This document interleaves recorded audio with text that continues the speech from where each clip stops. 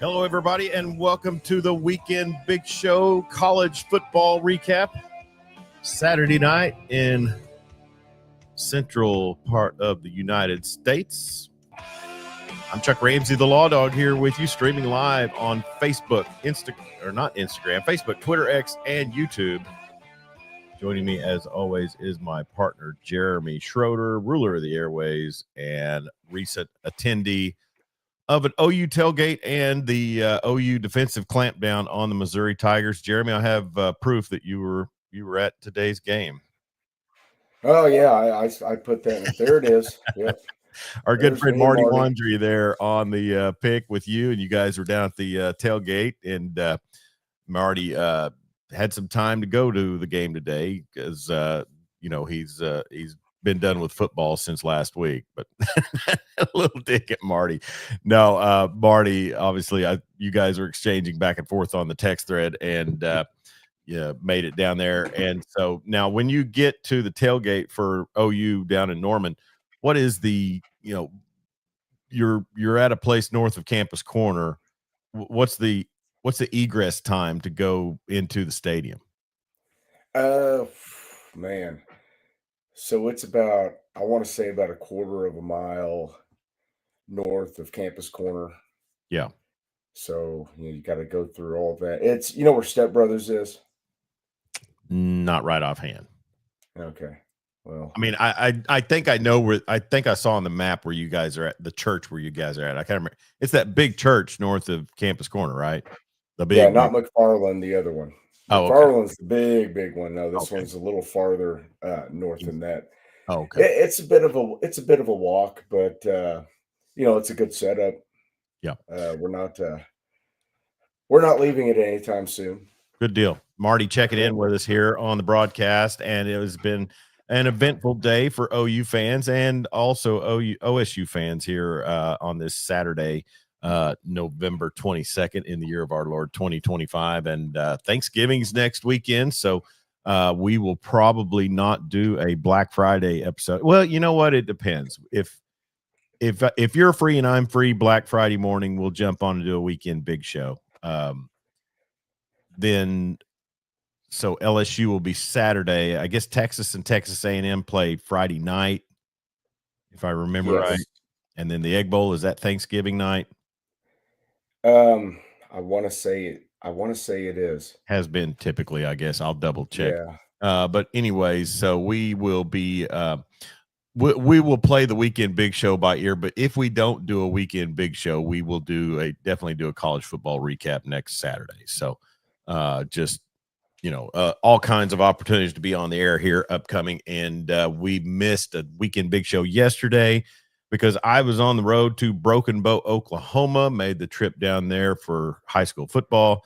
Did not come out the way we wanted to. The Weatherford Eagles fall 50-28 to the Broken Bow Savages. And remember this name, Jeremy. Graydon Howell. Graydon Howell. Graydon Howell. He's a quarterback, a junior for the Broken Bow Savages. I would be very surprised if he played quarterback, even had a shot at quarterback in the D1 level, just because he's not very tall. I think they had him listed at 5'10". I'd be surprised. But you talk about elusive, and the kid can fling it. I mean, he's got an arm, but 24/7 Sports has him at 5'11", 170. At 5'11", I would be surprised, honestly. But maybe it was just out there amongst the hogs, and they had a big offensive line. But that kid's elusive. He can get out of the pocket and really make you pay, and hard to bring down. And so that's a name we will catch up with along the way as he'll turn a senior next year and probably start getting a lot of offers, at least to come on campus and be a slot receiver, something like that. I would think at the very least. You would think if he's that good of an athlete, and good athletes in that part of the state. There are, and they had some other players. They got a kid that's I think a D2 commit that's a linebacker, and it's like, what would the difference? Okay. I mean, you're 6'2". So go ahead. Oh, I'm sorry. Rivals has him listed as a 3-star. 52nd best quarterback in the country, 13th in Oklahoma. Okay, so maybe he will. Maybe he will get a crack at a D1 level as a quarterback. You know, it would be for an offense who like Rich Rod, somebody like that wants a definite run pass threat. Somebody's going to spread it out and do a lot of quarterback run game. So A&M. Maybe Mike Elko's going to travel up to Broken Bow. Yeah. They had another kid. Go ahead. No, go ahead. John Arnold. There's a lot of. Yeah. Sooners should bring him in as a special teams playmaker. Special teams have been pretty good, John. A lot of fair catches. But well, that's another thing. This kid's a quarterback for Broken Bow, and he fields punts for him. So he ran one back on us. So, but anyways, Weatherford finishes their season at 9-3, a really great season for the Eagles. They made it to the second round of the playoffs for the first time since 2019. That was the season I think they went to the championship, lost to Poto, I believe, and that would have been Ethan Downs' junior year, I think. Okay. So, anyways, but we made the trip down to Broken Bow, 5-hour drive, and got down there just in time to set up for the game. Stayed in Idabel overnight, and then drove home this morning. So I was out of pocket for the first half of the OU game. Yeah, you're feeling a little cooked, aren't you? You know, I've been more energetic at times in my life, for sure. You think? But I tell you who did have plenty of energy, and that is Brent Venables' defense.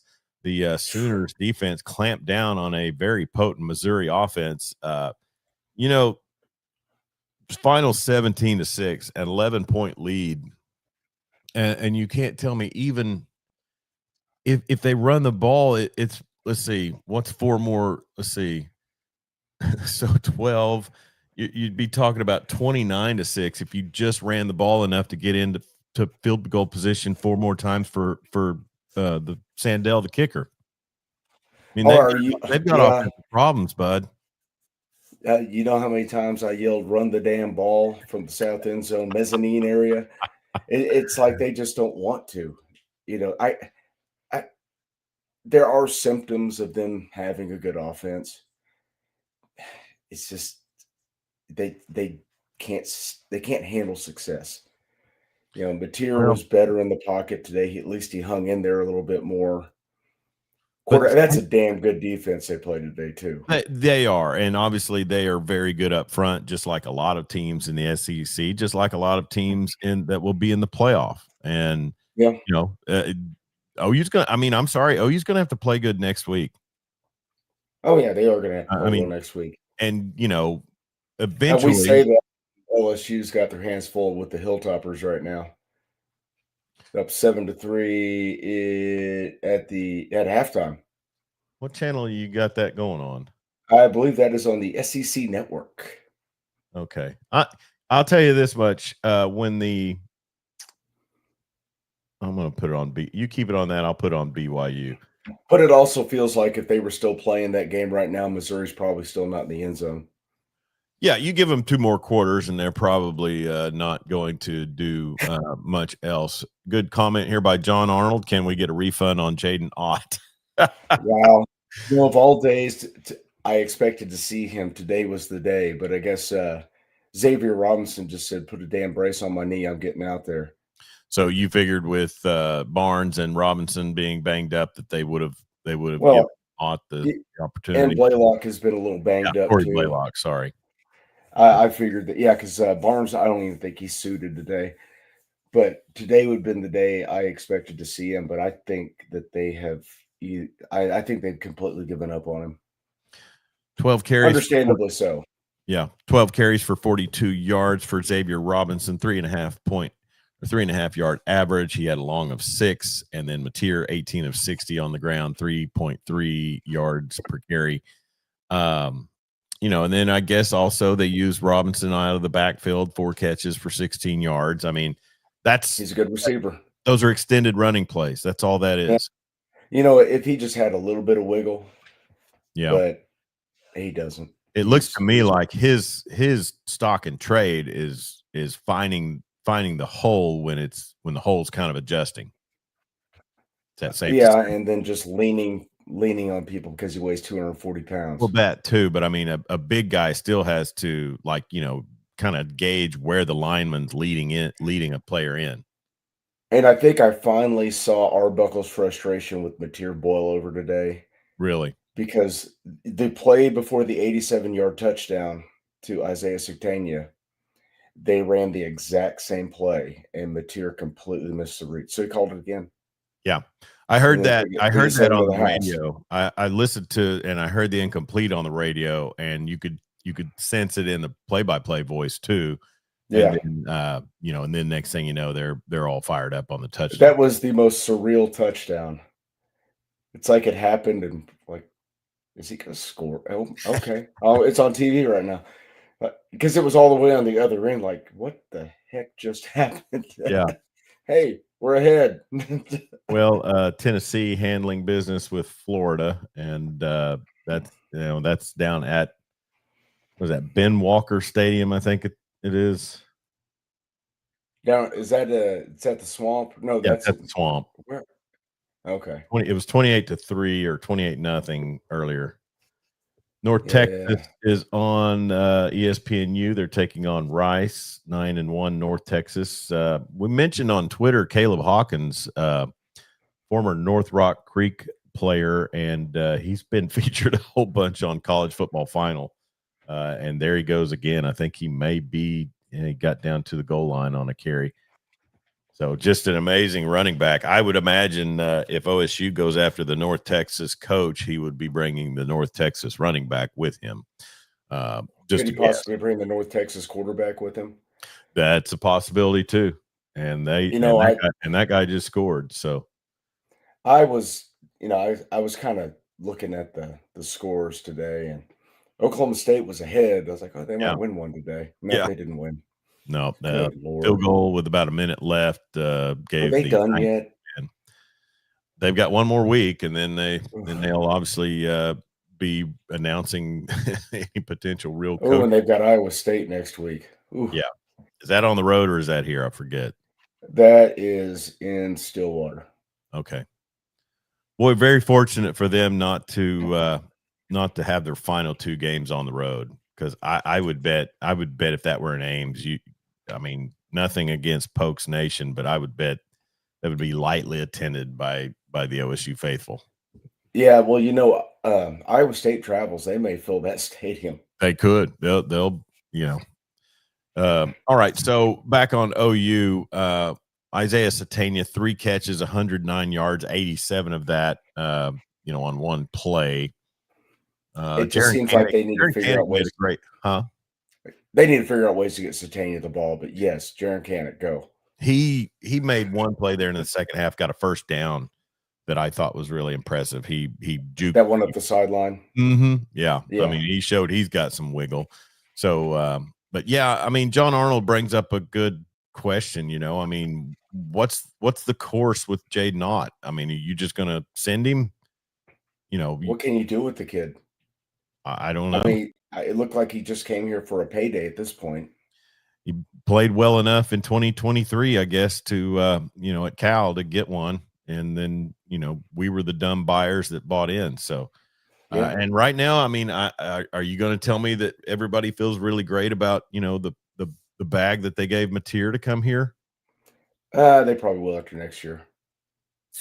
Maybe. If you make the playoff this year, you can't feel too bad about it because somebody was going to pay him, and they probably weren't going to go to the playoff. Maybe. I don't know. With that kind of defense and Michael Hawkins, at least some ability to run the ball, I know who was the leading rusher in today's game against the number 1 rush defense of the SEC? Who would have had more yards because he's a faster runner? Yeah, he probably would have thrown 9 interceptions too.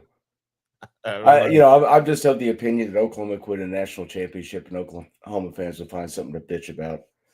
No, I think when they win a Natty, everybody's pretty on board. The thing is, no.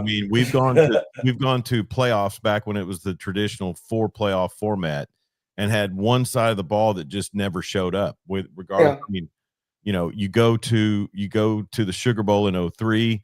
Offense, which had been racking up numbers, got figured out by Saban and the rest of the world. 2004, same same trip with Pete Carroll. A defensive coach just goes in there and browbeats, I guess, was that Chuck Long or Kevin Wilson? That would have been. I think it was Chuck Long. I think it was Chuck Long. So in 2008, Kevin Wilson takes a great squad down there with the Heisman Trophy winner, and then the defense can't stop Tim Tebow in the second half, and we can't put up enough points in the first. Percy Harvin took that game over. Yeah, he did. And then, but also it just showed we didn't have the studs on the offensive side that we thought we had. Of course, we were without DeMarco Murray. So anyway, all that to say is, hey, making the playoff in Brent's fourth year, outstanding. Get the win next week, get in. I guess they're likely hosting. They will if they finish 10-2. It's likely that we'll see how much the committee wants to protect Notre Dame, because they want to protect Notre Dame. Yeah, the ACC. So, I mean, they're kind of an ACC auxiliary when you look at it, and the ACC is just ass. I mean, so is Notre Dame's schedule. So yeah, the not having to play such a difficult schedule, having to go to Neyland, having to go to Bryant-Denny, and then coming home playing a good Missouri team in 4 weeks? Mm-hmm. 3 out of the 4 weeks you're playing. Oh yeah, it's ranked teams. Yeah, and they're SEC games. They're all tough games. I mean, that's got to mean something more than who did they beat Syracuse today? Oh yeah, 60-0, I think, or something like 70-7. It was 70-7. All right. I mean, that's got to be more than, but it's Notre Dame, and well, I mean, got to have those gold helmets in there somewhere. I mean, they roll into Fayetteville when Arkansas still had a coach, mm-hmm. and hang 50? I think it was 56, 13 or something. 56 on it. Yeah, it was ugly. And really dominated them defensively. Now you have an Arkansas team rolls into Texas, and I'm just using Texas as an example. They lose their quarterback, but they still managed to put up 14, 15 points, something. They scored 37 points today. Okay, so yeah. It was 52-37. It was a strange score. Sure. So obviously maybe Kwiatkowski takes the brakes off a little bit late, whatever the case. But so let me ask you this. So would Notre Dame hinder OU in hosting a playoff game? Let's see. Trying to think. It was Georgia Tech. They weren't even up there. So no, I don't think they were after the they were 9-1, and right now they're down 35-14 to Pitt. Yeah. So you're going to have the ACC champ who won't host. You're going to have a group of 5 who won't host. So you need to get in the top 8. I mean, you got to be 5, 6, 7, or 8 to host. So do you need? Go ahead. What data point does Notre Dame have that would jump them in front of Oklahoma that Oklahoma doesn't have in spades? Sure. Besides, okay, they have a good offense, but who's their best win this season? Who's their best win? Yeah. Mm-hmm. And USC got beat today at Autzen, so they'll drop back a couple spots. And Missouri stay ranked by the end of the season? Who do they have next week? Oh man, they'll drop out this week, but they probably will drop. I mean, it's a close game on the road. Oklahoma covered. It was only 5.5. It was 5.5 points at 5 a.m. when I got up this morning, and then it moved back to 6.5. They've got Arkansas next week. Yeah, they got Arkansas next week. That would put them at 8. That would put them at 8-4 on the season. They go to Fayetteville. Yeah. And another thing, this late in the season, you should probably, if you beat a team that's number 20 and they drop out, that should count as a ranked win late in the season. Oh, they've got a body of work. Yeah. Marty Mundry, what is impressive is this defense is playing lights out without R. Mason Thomas in the last 2 games. Yeah, that is Taylor Wine, the transfer Jones from Florida State. Marvin Jones Jr. He caused that interception today. Got a hand on that ball. But I'll say Jacoby Johnson, man. Jacoby Mhm. Johnson had a beautiful pick today. That was a true ball don't lie moment after that horrible targeting penalty. A lot of people upset on the text thread about that. Watching the replay, it looked like it was there. I mean, I would, if that happens to an OU player, we're screaming for it. So, I mean, call it soft. his Call it hands. Come on. His hands were up. Well, I mean, top of his helmet hit the guy's face mask. I don't know. So, anyways, but regardless, that was a great play. But something else I was about to say is, Taylor Wine and Jones and those guys. You think about the benefit they have with David Stone and Dominic Williams and Grayson Halton and who's the other baby Jackson, or is he out? Jared, no, Jackson played today. Okay, and you've got those four guys Marcus rotate. Strong. Who's that? Marcus Strong's playing a lot. Mm-hmm. So I mean, it works really well together, and it's funny today they were giving great credit to Miguel Chavis, and when I talked to Ethan Downs 2-3 years ago, interviewed him, he was really on the Chavis bandwagon. That was his guy, and those dudes love that guy. Hey, production don't lie. That guy can coach. Yeah, every one of his guys plays hard with motor, passionate. They play. But all those guys coming off the edge have been really, really good this year. Sure. Marvin Jones was just kind of a guy that he just didn't seem like he wanted to work hard, and then he's here and he's productive. Yeah, I think he knows how to get in those guys' heads and find something. Kendall Daniels, I think, also had a decent day, at least tackle. Heineke had 10 tackles. Yeah, Owen Heineke, and then, like I said, Grayson Halton, Cortland Guillory. That guy, I mean, give him his due. He's going to be that guy in the secondary. He really is. True freshman playing like that. And Boganowski would be. Nice to see.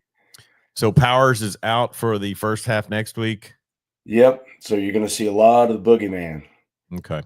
Well, that is one area where they can afford, if you have to lose somebody, you don't want to, but if you're going to lose them for half, that's probably the place. Yeah. And we've seen that with our Mason Thomas, the original question there. I know. And our Mason Thomas missed that first half of the Auburn game. Mm-hmm. And he's missed the last two games. At least he, it's nice that he can have a couple weeks to, it'll be 3 weeks now. So, he might be able to go this weekend. That'd be cool. Maybe save him for a playoff game. I don't know. What do you think? You got to get this win. Yeah. All right. This one matters more than any of them. Yeah. Jaron Canick, 2 catches for 24 yards. His long was 17. I think that was the one we were talking about up the sideline. You said it in a nutshell. You were screaming it from the south end zone, run the ball. And got to run it. Running the ball is so interesting because we say this all the time, is you may not have the success early that you want, but if you stick with it, it's going to be there. I mean, what part of the equation do these offensive coordinators get? Do they not get? Well, we had such an interesting dichotomy today. We had one team who couldn't run the ball. Yeah. Missouri, and one team that just flat refused to run it. It's like, no, we're not doing that. Yeah, we got 4 yards on first down. It's 3rd and 2. Fade route. Yeah, that was run the daggum ball. Yeah, listen, man, you put a 240-pound running back at any level of football and give him 20 carries. Those guys are going to get tired of hitting him. Bless your heart. Quarter, they're not going to be. Yeah. All those guys named Unity. They look great. Marty Laundry, the guy that had a hell of a game was Unity. He was all over the place making everywhere. There were 22 of them out there. I kind of took exception with one of our Texas Tech allies, Flatland Sports. He was talking about renewal of a rivalry, and they wear those ass uniforms. I called him out and said, go ahead. It's just that silly. I called him out and said, same. What do you got going there, bud? I'm just moving some stuff around so I can put this microphone down. I said same team that mimicked Texas's icy whites on your biggest home game in history, and he kind of bowed out, but he did make a good point. I swear, Jeremy, a couple of times I looked down and said, "Are we playing Wyoming?" Right? Yeah. I mean, those were terrible unis that Missouri rolled out. At least roll out there with the gold helmet. That's Yeah. but all white. Come on, guys, Yeah, with the big bad. Michigan M on it. Big banana. But anyway, so Michael Busso checking in, saying good evening. Thanks, Bruce. Well, and so looking at the landscape, Oklahoma State, as we mentioned, just a heartbreaker of a game for them. They go to Orlando, they take on Scott Frost and the Knights of Central Florida, 1-10 on the season, and they host Iowa State, as Jeremy mentioned.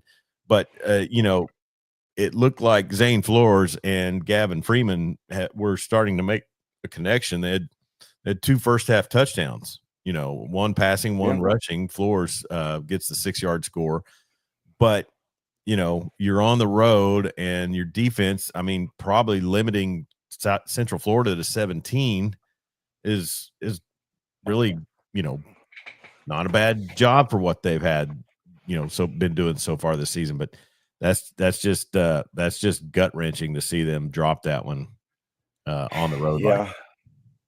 When Gundy was fired, we talked about this. I didn't see any wins left on the schedule. Today they had a winnable game, and they're just not a good football team. They don't have any depth. It's guys down the roster guys going out there every week, and God bless them, they're playing hard. But sure, you owe it to those kids to let them know how much you appreciate them sticking it out and putting on those colors and going out and playing.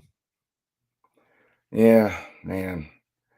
What they need to announce a coach soon, just to get some excitement in the fan base, because I'm telling you, there's none right now.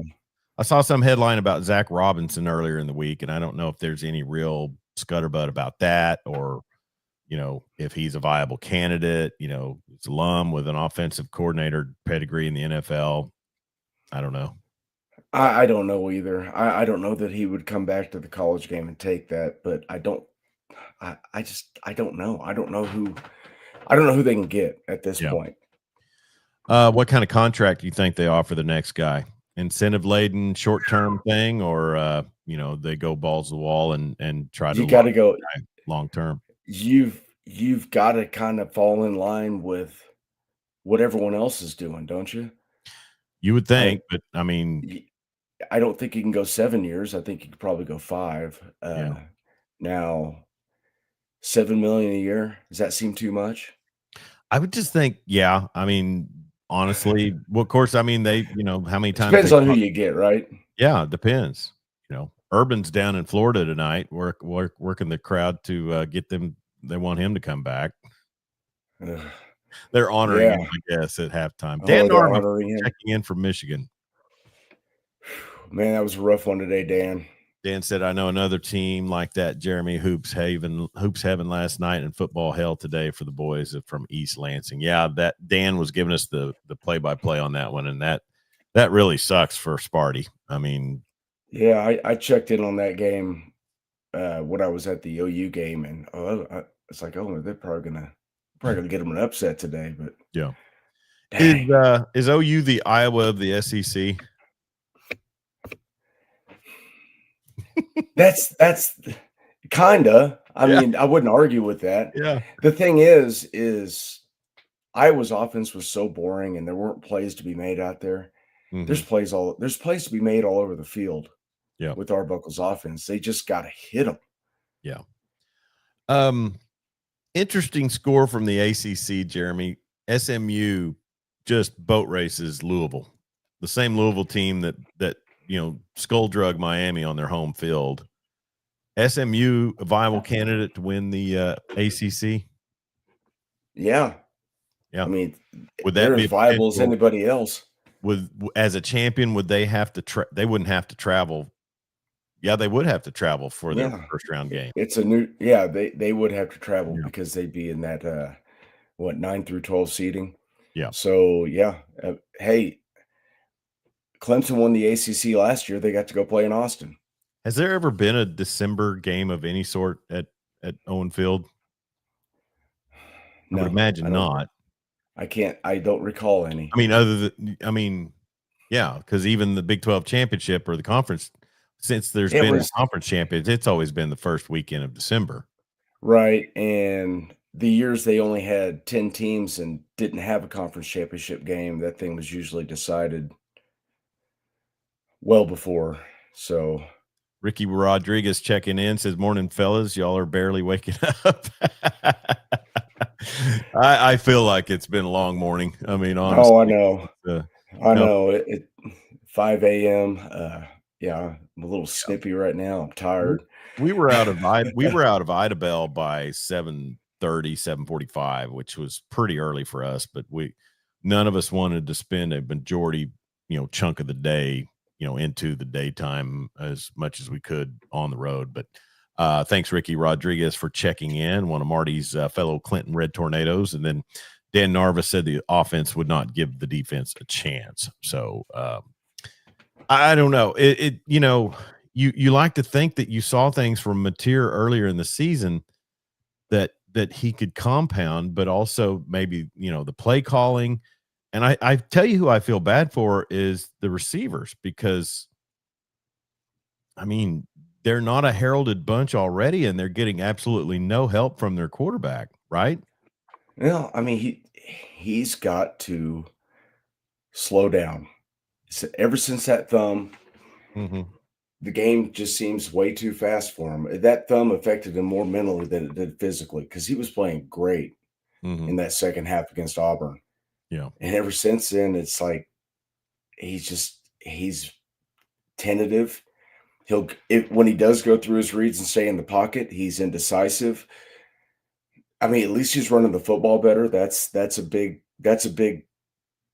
thing for him, is being able to run the football. But I mean, there were things I saw today where it looked like he's probably turning that corner. Yeah. At least, making decisive throws, getting downhill with the run game, staying in the pocket. It's just got to come together, and we're heading into. If they make a playoff, how easy or how difficult will it be for a team to scout him? What do you scout? What do you do? Well, you look at the first 3 or 4 games, or do you look at the end of the season? Yeah. This is what he could do. This is what he's been doing. We have no idea what this guy's going to do now. Yeah. He was a little bit erratic against Temple. But I thought he got that out of his system, because they played Auburn that next week, and he played well, especially after the thumb injury, which is weird because he broke his thumb and then played great for a half, went on the shelf for a little bit. He comes back and he's just got a bag of cats in his head. Tulsa gets a 26-25 win over Army today on the road at West Point, and that puts the Golden Hurricane 4-7 on the season. And I would say this: looks like they will wrap up next week with UAB. Did you see the story that a UAB player stabbed 2 of his teammates this morning before the dang game? I saw the headline. I didn't read it. I thought that was basketball. See the names, but I thought that was basketball. Oh, was it? I think. Hang on, let me go to. Oh, wait. Let's see. Player arrested after stabbing 2 teammates. Yeah, it was a football player. Yeah, that's what I thought. Wow. So they had an injury report. Corey Milliner and Caleb Brown were both questionable. Are you questionable after you get stabbed, or could it be somebody else? Well, they're in stable condition. They couldn't put that on the injury report. What a bizarre thing. I mean, questionable. Stable. What kind of player was old what's his face the do nothing quarterback recruiting? Who was that guy? Let's see. Trent Dilfer. Yeah, Trent Dilfer. Let's see. We had Daniel Mincy, 6'4", 310. 600-pound freshman offensive lineman from Pompano Beach, Florida.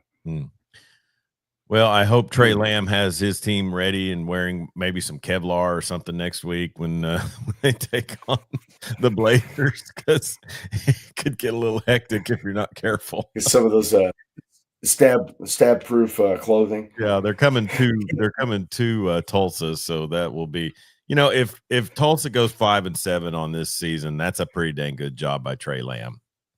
Yeah, I don't definitely. think Kevin Wilson left him a ton. No, and that is a tough job. You got to have all that energy. Yeah, that's a young man's job, and anybody that was any good that was on that roster last year hit the portal. Does a 5-7 record give him an escort up to a better job? That's the question. I don't believe so. It'd be a little quick. He's been a head coach all of one season. Yeah. So anyways, OU will host Louisiana State University next week. Or as an OU fan who attends the games, Jeremy, are you going to give them the same treatment that they would receive, that we would receive in Baton Rouge? I mean, you would always hope that would happen, but no, we'll be nice. Yeah. I was even nice to Missouri fans. I told myself I wasn't going to be, but I was. Well, it's just, it's the way we are. Here's the thing. Traveling fans are way different than home fans. Yes. If there will be an element next week of LSU fans that are just good here for the good time, and think about the boon that the bars are going to have next weekend. Oh my goodness. Well, you remember the Michigan fan that got the living snot beat out of him in the southeast corner of the stadium this year. Mm-hmm. I guess he forgot where he was, and we're nice, but you be nice back. It can definitely happen. Feel free to give us your comments on Facebook, YouTube, or Twitter X. We want to hear from you and tell us what you thought about today's game or games. Nebraska trailing Penn State 37-10. Matt Rule. Woo. Man. No better way to X out a guy from a coaching search than to go to bring him into your house. He signed an extension. Yeah, look what it did for him. He'll be fine. I know, right? I mean, I'm sorry. I've wanted that guy to have, pretty good success, and it is just not happening. But they are first and goal at the 8 now. Big one with Pittsburgh and Georgia Tech, as Jeremy mentioned earlier. 35-14 Pitt leads in the fourth quarter, early in the fourth quarter, and Tech has a 4th and 9 from their own 44 right now. So, and then Florida is down 31-0 in the third to Tennessee at home. And Western Kentucky, Maverick MacGyver, baby. I don't know if he's playing tonight, but that is his squad, and it is not. Wait, hold on. Oh, it's got to be Maverick. No, I think he's been hurt, and I don't follow Western Kentucky that much, but they've got they've got a quarterback. Let's see, Rodney Tisdale, and so MacGyver, I think, has been out. But anyway, so just a dogfight for the Bayou Bengals at home against the Hilltoppers. So that one is pretty early. Well, no, it's early in the third quarter, 7-3. So, and Michael Van Buren Jr. is 15 of 26 for 143, a touchdown and an interception. So is Nuss hurt? Is he just done? I mean, what's going on with him? Yeah, that's a very good question. And what you just look at it, you say, what is it that they? I mean, you think about the expectations, and not just for Brian Kelly, but for LSU football overall, and what they were expected. I mean, they were a front runner to potentially win the whole damn conference. I know. And it just, I mean, they're 6-4. They're going to a bowl game, but just awful. Awful. So they could be Brian, 7-4 rolling into Norman. If they lost that, they'd be 7-5. So 6-5, and you think about the circumstances when Brian Kelly took that job. coming off Edo's Notre AWOL. Well, Notre Dame was in the playoff that year. Mm-hmm. He takes the LSU job because he can't win championships at Notre Dame. Yeah. Well, Marcus Freeman's doing pretty daggone good. Played in the final last year. And Kelly has not sniffed the playoffs since he's been at LSU. And it's that thing we talk about fit. And this is, if I were friends with Lane Kiffin, this is what I'd tell him. First, number one, you're a douche. But secondly, is, you've got to go where you think you're going to fit. I could see him fitting at Florida better than I could see him fitting at LSU. I don't know who LSU can go out and get, but I guess they brought in Saban from Michigan State. And if you run the program the way you want it ran, I guess no matter your origins, and I guess they've had the guy who felt like a perfect feel, and he just decided he was going to feel other things. But, just Go Tigers. Go Tigers. Go Tigers. I'd be interested in some of our listeners' takes on this. Who would Les be Miles was a good fit there. He did okay. And he's a Michigan man. Yeah, he was a Michigan man, but and a serial philanderer and a guy who doesn't report sexual harassment. Sure. So you can't go. And a guy who probably had multiple meetings with HR. Yeah. Michael Busso mentioned that Dylan Raiola is a big piece missing from that Nebraska offense. That is very true. But boy, your defense giving up 37 so far to that Penn State team, who's also without their starting quarterback. So yeah, I don't know. That's that bad. ain't good. Glad he got the ink dried on his contract. So let's see. Dan is checking in. Seems if Kelly is stuck around Notre Dame, the support would have come. Yeah, because it's there. Yeah, Freeman's getting support, and they were in the playoff last year. They're probably going to be in it this year. Did he bail right as NIL was really kind of becoming commonplace, common practice? This was his third season at LSU. And by that I mean, remember when NIL first started, happening, you had like the $50,000 that the Texas offensive lineman would get from the collective down there, and that took me aback. But then to me, it's just advanced so much further than even that. And, did he just see, dollar signs, BCS down there in Baton Rouge, or did you can recruit elite talent to LSU. Oh, yeah, definitely. That's always one of the places where you're going to see just studs everywhere on the field. Yeah. They got boosters with deep pockets, and apparently they're sneaky with how they fire people, because they just sent him his letter of termination, 2 days ago? Formal letter of termination. It works both directions. I used to say when I was a police officer in Oklahoma City, I may put in for a transfer, I may put in for something, and until I have a piece of paper showing me, that I've got it, I'm not making a move. I'm not expecting it. So maybe that's how LSU runs. But if you're Lane Kiffin, and I know you don't like Lane personally, I think he's good for the game. He might be a douche, but he's an instigator. He's like Woody Woodpecker. Yeah. But he's got a job now where got a cramp. He's got a job right now where he's wildly successful. Yeah. Ole Miss is not one of the traditional big time winning programs. Yeah. He doesn't have the pressure on him. He can make a lot of money there. He's putting together good rosters. He can make a run there pretty much every year. They're not going to fire him. Yeah. They'll fire his ass at LSU.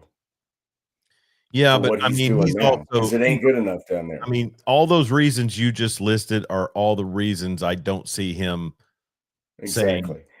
I mean, he wants the spotlight, he wants the glamour, I know. he wants the notoriety. He's that shallow. He's pure evil. Well, I'm and you looking can through his I eyes. don't He's pure evil. I don't think he's pure evil, but um Seinfeld reference. Thank you. this would be the first time he hasn't failed up. Yeah, and that's I had our producer on the football broadcast, Chad Gray. We were talking about it today on the way back, and I sit there and I was trying to piecemeal the timeline because he was the one fired on the tarmac, right? Yes. Coming back from UW or Yes. Oregon, one of those two, He and was fired on the tarmac. yeah, so And he took over USC when they were crippled by probation. yeah, and then did After Sarkisian follow him there? I believe so. Sarkisian And it was was directly after Sarkisian, him. then Helton. Yeah, Yeah. that Well, sounds I right. mean, so, talk about a program trying to grab onto the glory days. But he and I found myself really explaining the failed up concept with him. And okay, dad's a renowned defensive coordinator. You're born on third base in essence in the coaching world. Mhm. Is that Black Panther there next to you? It is. This is my daughter's. It just Okay, happens to be in here right now for some reason. cool. Well, you are into the Marvel movies, so good for you. But no, I mean, and I sit there and as I kind of grazed over his career, I just thought failed up was the first thing that I came up with to explain it. But I think honestly, Jeremy, once you If someone once ever you go asks to you, once you go to the Nick Saban rehab for wayward coaches, your pathway's glossed. well, didn't work out for Mike Stoops. But if anybody ever asks you to explain the concept of failing up, just 2 words: Cliff Kingsbury. That's probably the case study. Yep. I Yep. mean, hey, he knows Mike Leach's offense. Hey, he had Johnny Manziel as making him a head coach. Hey, he sucks as a head coach in college. Let's hire him as a head coach in the NFL. Yeah.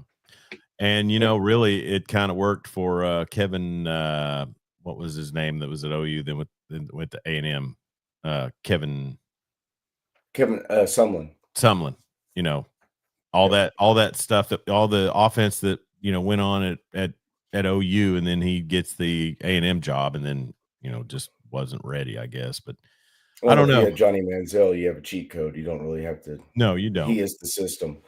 Hey, Jeremy, we've got 38 viewers, it says right here on the program. So happy Saturday Look at night to that. all those folks. We will, keep talking here for a little while longer. Michael Busso said, is it Ohio State, Indiana for the Big Ten championship? Yeah. I mean, Oregon can't pass Indiana, can they? No, they've got them head to head. Yeah. Indiana, Ohio State still undefeated. So Texas gets the big win over Arkansas today, and I know our friend Connor wasn't able to join us, our resident Arkansas fan. But I'll say this: for whatever was going on early in the season with Arch Manning, they have remedied that. And if it's just a matter of I'll give the kid credit; he can move the pocket. Yeah. And then he's able to fire, on the run. So they're seeing some things. Granted, he didn't do anything last week against Georgia, really. Nothing of significance. But then, today he just lights up a really dilapidated Arkansas defense. So kudos to him. Having said that, they're gonna boat race A&M. I know this in my bones. Why do you know this in your bones? Because that's just I've watched college football for 40 plus years, Jeremy. This Texas team, and did you see my tweet earlier this week? I They retweeted. come running out of that giant uterus in the end zone with those beautiful white helmets. There's just no stopping them. And Marva says, I think you're right, Chuck, on the timing. It's bad. It's just bad. That's I just don't care. I don't. I don't like A&M. I mean, I Well, think Elko's I like probably a A&M heck of a a coach. ton better than Texas. I can watch A&M win and be okay with it. I want Texas to lose every single game they play. I hate them that bad. I You despise got it. your white pants on down there? No, I do not. Thank you. But I mean, Yeah. earlier in the week, Kyle It would. Umlang, who's a very high followed Texas tweeter, I think he put something about, this will be the year that the best team in A&M history will roll into DKR and get beat by a crap, Texas team.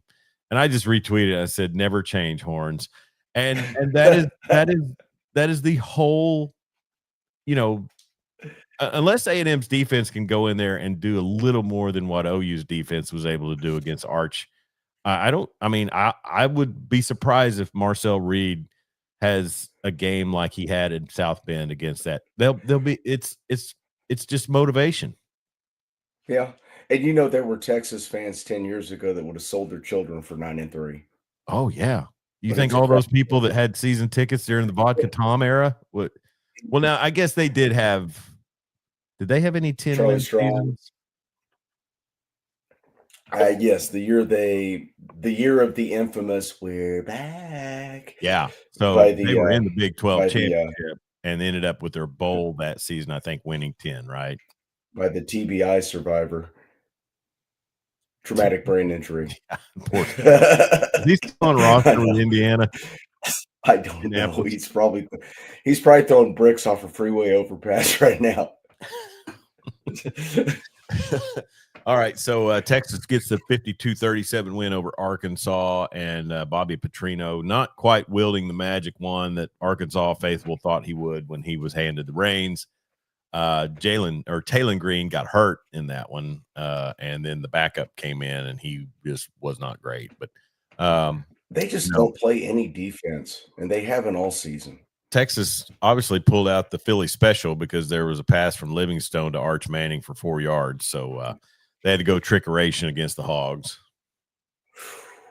Well, better get it out of the system before they got A&M. Yeah, apparently they're going to win by 50. I'm telling you, that's should my I take life. Texas in the pick 'em? What's the spread on that already? Because I'm not gonna. So stop asking. So Notre Dame 70-7 over Syracuse in the Battle of I-10 to Mexico State. The Aggies get the win over my Miners 34-31.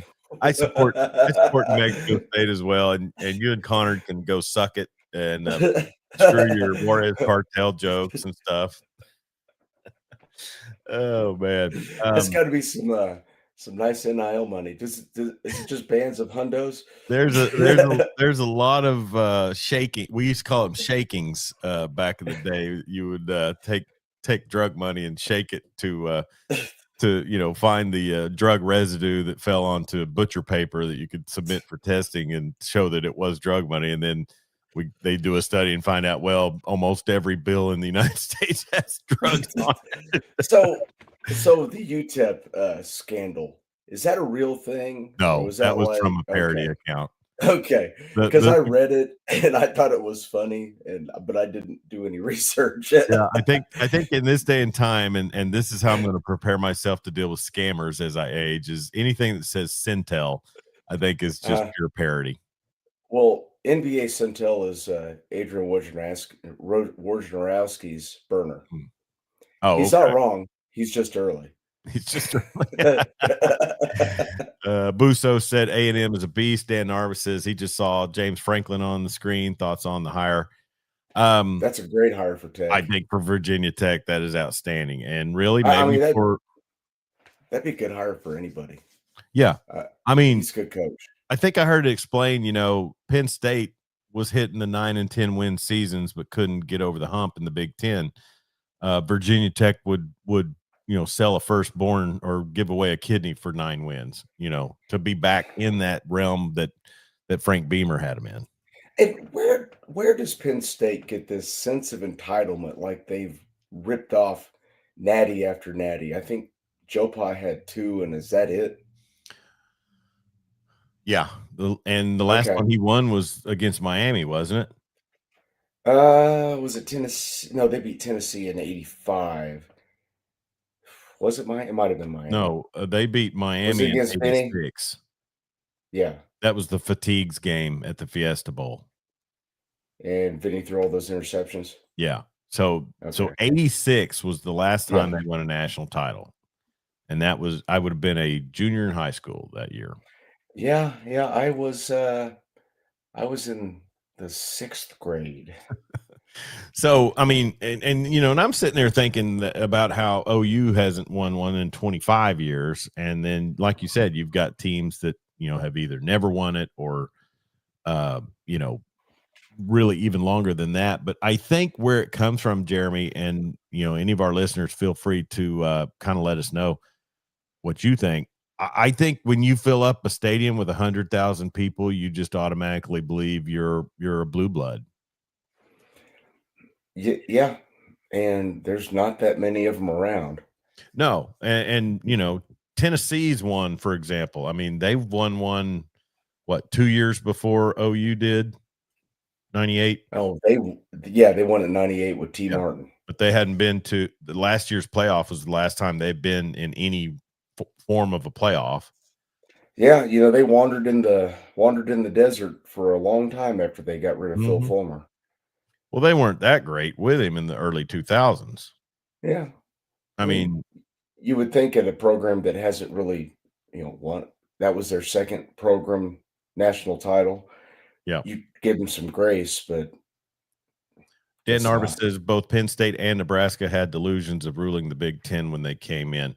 Uh, Probably so. I think that's a correct statement. Penn State's been in a long time, Yeah, right? and there's no shame in not being able to dethrone Ohio State.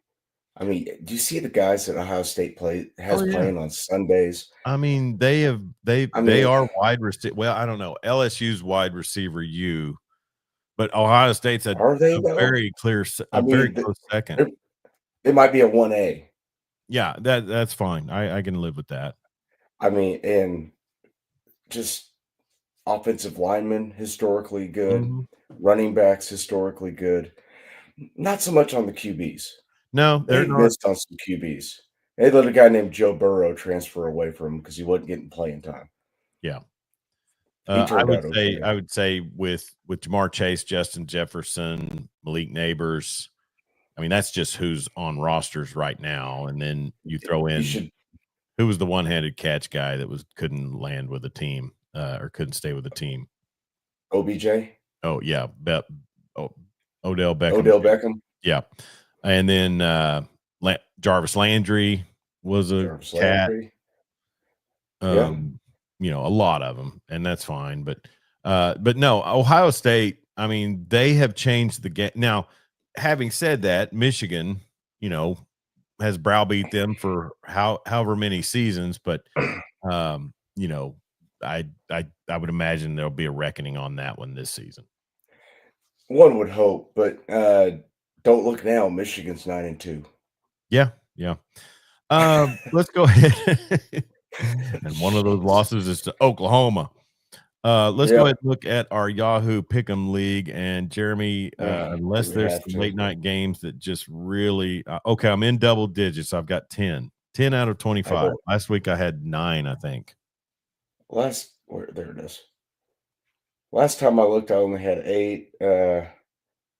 Not having a great week. No. Florida State, Jeremy, 21-11 loss to the NC State Wolfpack. I might would have locked that one earlier in the week.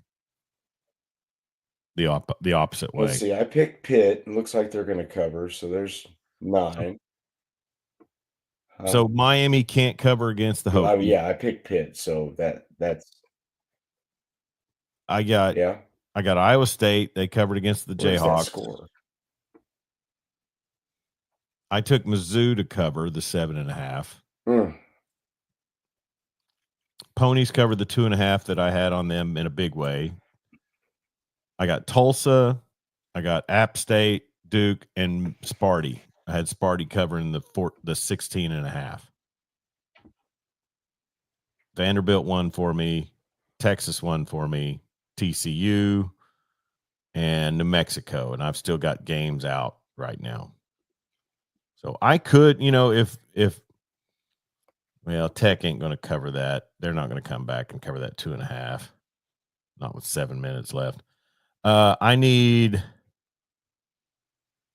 Illinois to get going against Wisconsin, and they're losing 17-10.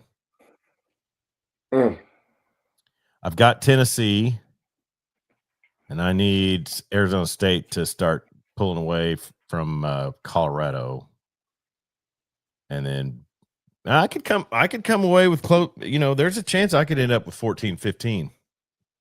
If it falls. There's not a chance I could. It's None? week picking. None. Okay. I started off so well, and then it just ACC games are just like kryptonite to me. See, because I won't pick OU, so I always pick whoever's playing OU. Yeah, I picked Missouri pretty much for that reason. Yeah, I started off 4-1. Picked SMU, Iowa State, Miami, and how about the K-State? It wasn't on our pick'em list, but how about the K-State Utah game? 51-47, 16 fourth quarter points by the Utes. That is on our pick'em. Oh, was because I picked because I picked Utah to cover the 17.5, and they did not. No, but they I had them covering that as well, and that was in Salt Lake. And I think what's K-State do with Chris Kleiman? They're 5-6. Well, do you just adjust and say this is what we are now? There's going to be good years. There's going to be bad years. Yep. You just gotta live with the decisions you've made and the resources you have. Yeah. Bringing in a new coach in that situation is not going to get them any more money. But that's what I said about Tech back when they got rid of Matt Wells. My contention was who is it do you believe you're going to get that's going to come in here? Well, so when Cody Campbell's son signs with OU, are we going to get some of that dough? Because he was on an official today. Really? Yeah. I'm sure Dad's going to make it enticing for him to be a Red Raider. That's going out on a limb. I realize I'm not a crystal ball guy, but I'll guess he'll be in scarlet and black. We'll see. What's his position? He's an offensive lineman. Oh yeah. Yeah, maybe he met Cooper Hackett on an official visit to Tech, and they hit it off, and they're going to come to Norton play for Beatonball. There you go. Is it Beatonball or Beatonbow? And then we get the money. Beatonbow. Beatonbow. Yeah. Then Beatonbow. Dad, I want you to funnel. Half of that. Billions. Billions. We need a north end zone renovation. We got to add those 7,000 seats back somewhere. All right, so exit question on the OU Sooners, and they, like I said, will host LSU next week. Let me see if I can find a line on that, Jeremy. They'll be favored, but nothing that I'm seeing on the score app so far. So whatever, but that it will drop tomorrow. What do you think about the 2:30 kickoff? For a home game, it's a good time. Okay.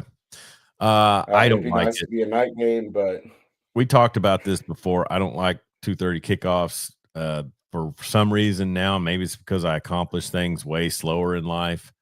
It's just all it is just a wasted day for me because I waste the morning and then I waste the evening. So give me 11 o'clock or give me 6:30, one of the two.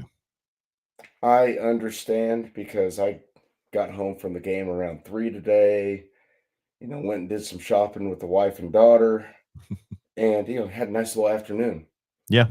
But the football power index has OU as a 70% chance to win that game. Yeah. I mean, I winning's one thing. I was just kind of interested in what the So What you would like to see OU go out and score 30 points. you'd like to see something of that nature. So, you know, mission accomplished on, just jack slapping fat Andy Bernard today. That was a really nice perk. Did you listen to Dari Noka when he had him on the ref a couple of days ago? No, I didn't. You should listen to it. And You and and He in all is transparency, go ahead. huh? I was going to say, in all Oh, transparency, I need to get 97.3 the score to somehow move away from Dan Patrick's show and be running Dari Noka. yeah, it's a really good show. I mean, he had Beamer on the week they played South Carolina because he got connections, so he can get these Oh guys yeah, on. Well, he's the he guy. had Drankwitz on, and my God, he is likable, Don't and say I that. don't like that. I know. Stop humanizing him, right? Yeah, that He's don't work for me.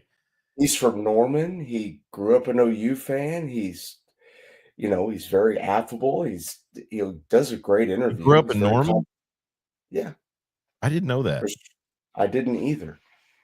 And it's like, okay, well, So what's his history? What's his course of what's his path to where he's at now? Was he start out as a grad assistant somewhere and oh, I'm sure he did. Let's see. So he was an assistant at Alma High School, Alma, Arkansas. oh yeah, because That's Connor that's where remember the Connor went to school. Yeah. yeah. And then he was Springdale High School, and then he was quality control coach at Auburn. Then Arkansas State as running back, then OC Right. at So he's Arkansas kind of the State. modern day Gus Malzahn is what you're saying. Yeah, then he did a couple years at Boise as a position coach and an offensive coordinator. Then he went to NC State as an OC, Hmm. and then Appalachian State as the head coach, and then Missouri. Okay. Born April 12th, 1983 in Norman, Oklahoma. Wonder where he graduated high school or if they stuck around.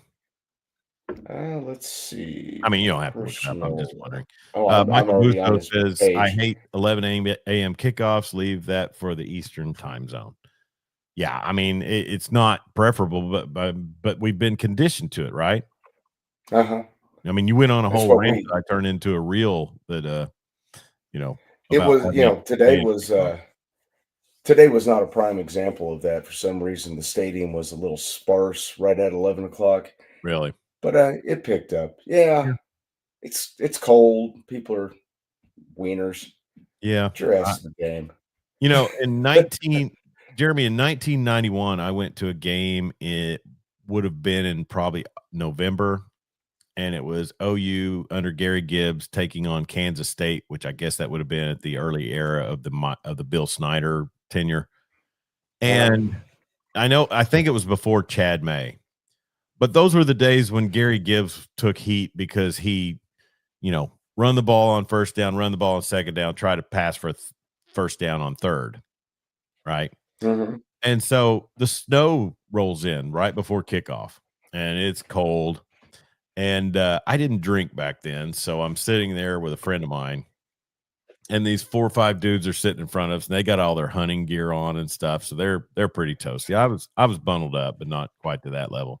And they're passing around a flask, and we go, and I just said, "Well, I know what's keeping them warm."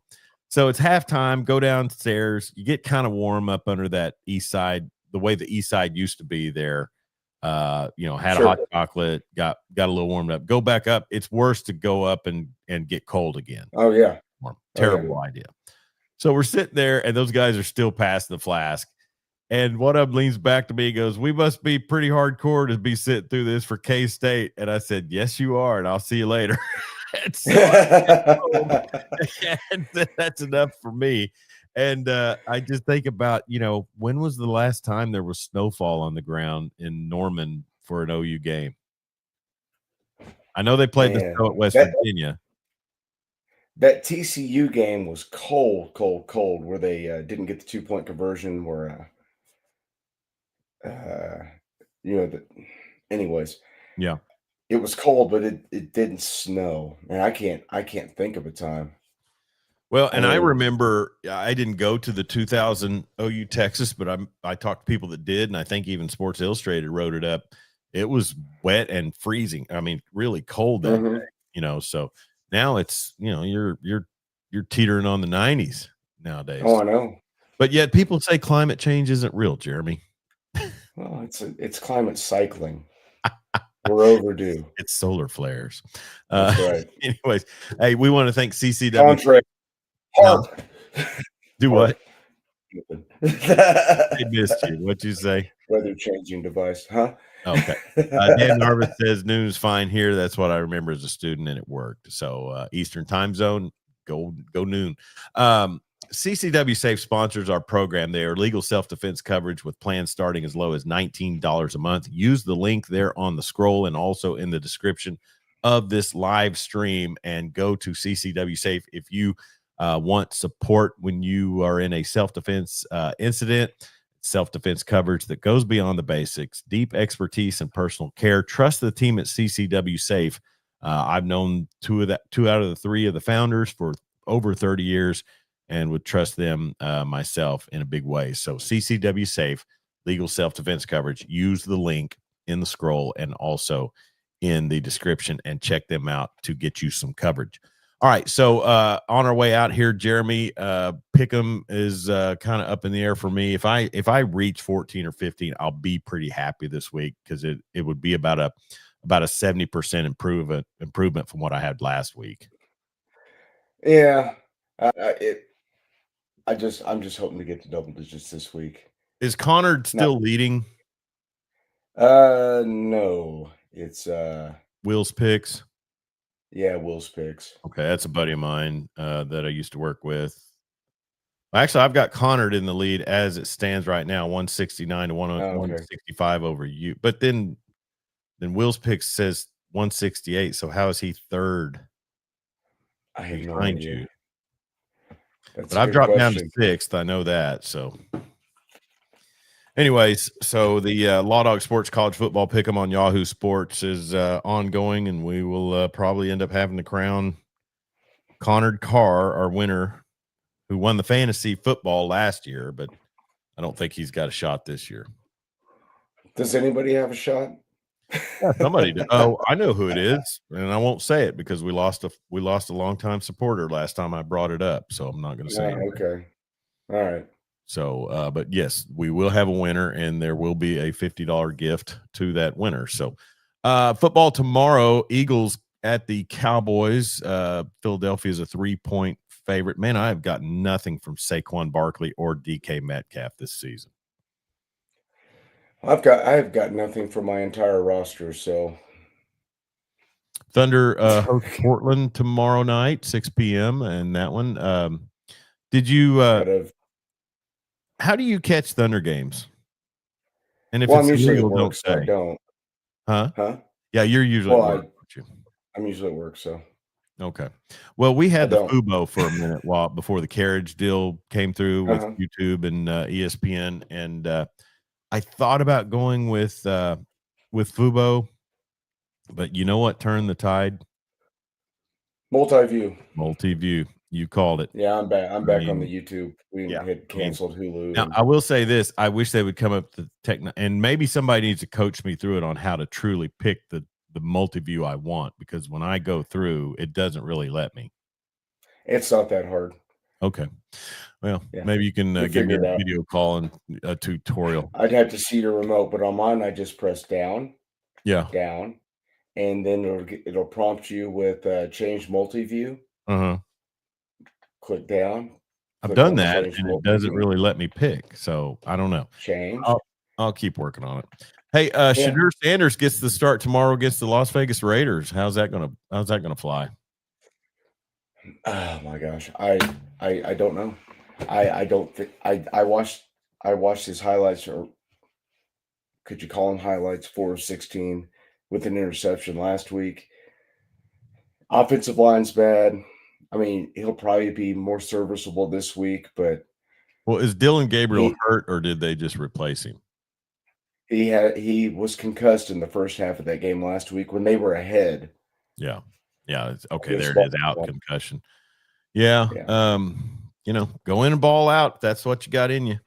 Hey, here's the thing. I mean, Here's the thing. I will not hate on Coach Prime. I won't hate on Shadur. I won't hate on Shiloh, but I will hate all day on Dion Jr. yeah, Fredo's dead to me. if he goes out there and plays well, I mean, that's great.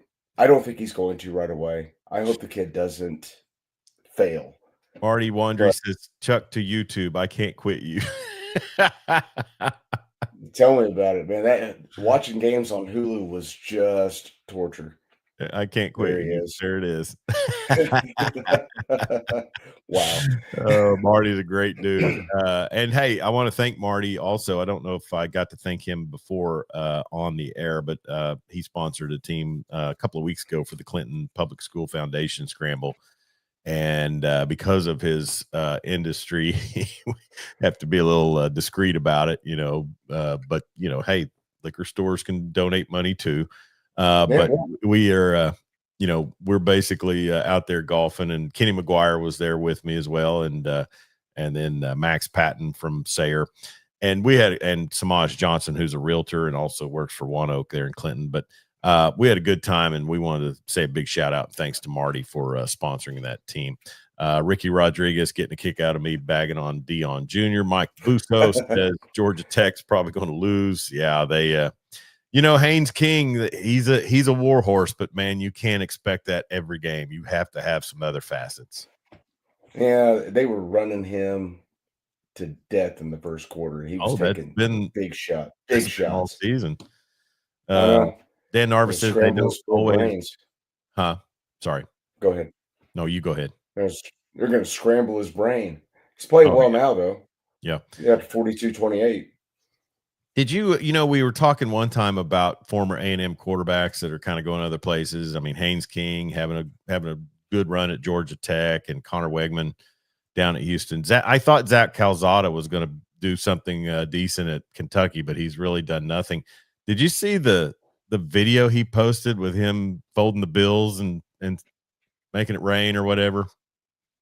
Yeah, where is he now? He's not playing. He's at Kentucky, but he's not. They're not playing him. So, all right. Made some dough. Lenny Rowland checking in said the comments weren't working, but he figured it out. Thank you, Lenny, for jumping in. And so, anyways, but yeah, Marty with the comment about YouTube, and he's right. I can't even lie, Jeremy. The multi-view has me hooked. I especially on Saturdays. If OU's not playing, I got 4 games on. Yeah.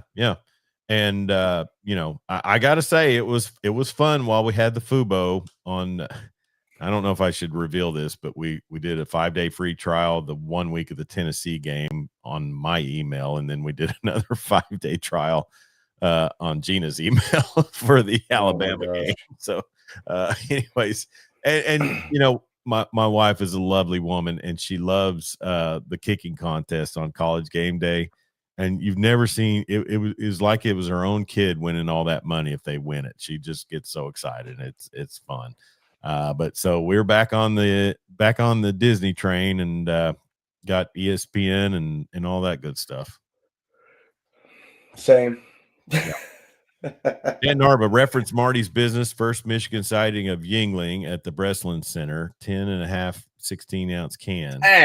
For a 16-ounce can. Yingling's okay. I can do the flight. That lager's not my bag of tea. I like the lager, but it doesn't like me. And Lenny Rowland with a tip for everyone. He goes to the gym to watch sports, free sports access on TV. So Lenny directs his funds other places, and I can't blame him for hosting a massive tailgate, sounds like. Well, we're going to be logging into my YouTube TV on Thursday at Lenny's house so we can watch football. And Thanksgiving is coming up. So as we get out of here, let's wish everybody a great holiday. Be safe out there. And hey, I want to apologize, Jeremy, because for about the last 8 days, football has been, not college football has not been really a blip on my radar. We did the Weekend Big Show last week. I had a playoff game that night. I had two D2 women's basketball games the next day, and then I had a women's basketball game Wednesday at SWASU. And and then coming back from Broken Bow from the playoff game last night, I just college football has been on the back burner for me, so I apologize for that. But we did. Maybe I need to do that more often because it's been a nice little 3-game streak for OU. Well, you need to cleanse your palate with some Tuesday night action. Ooh, I don't know who's playing this week, but it's got to be snowing in Ohio, right? CUSA weekdays, baby. Yeah. Weekdays CUSA. That's what it was. All right, let's get on out of here. He's Jeremy Schroeder. I am Chuck Ramsey, the Law Dog, and we are the Weekend Big Show College Football Recap. Thank you for tuning in. We sure appreciate you. This is the highest number we've had, Jeremy. 41 is what I show right now. So thank you, everybody. All right. Yeah. So and I think most of the times people want to hear about the game or what other people think about the game. So we'll ride it. Hey, we got Western Michigan at Eastern Michigan Tuesday night at 6:30 on the Deuce. Action. Tuesday night action, baby. Tuesday night action. All right. Thank you to all of our commenters. Thank you for tuning in. We appreciate you very much. And we will let you know what it looks like on Black Friday for the Weekend Big Show. Follow us on Facebook at Law Dog Sports, also on YouTube, and also on our Twitter X page at Law Dog Sports. Dan Narvis says, thanks, guys. Happy Thanksgiving to everyone. Happy Thanksgiving to you, Dan. Thank you so much. Happy Thanksgiving, Dan. Happy Thanksgiving to you, Jeremy. Are you working this week? I work till Wednesday, then I'll be off for the holiday. Man, that's a smart move for you because I've said this for years, and you've heard it before. The night before Thanksgiving is the worst night of the calendar year. Nothing good happens the night before Thanksgiving. I speak from a lot of years of experience. So, anyways, be safe out there. Don't text and drive, and sure don't drink and drive. And we'll talk to you next week. Happy Thanksgiving.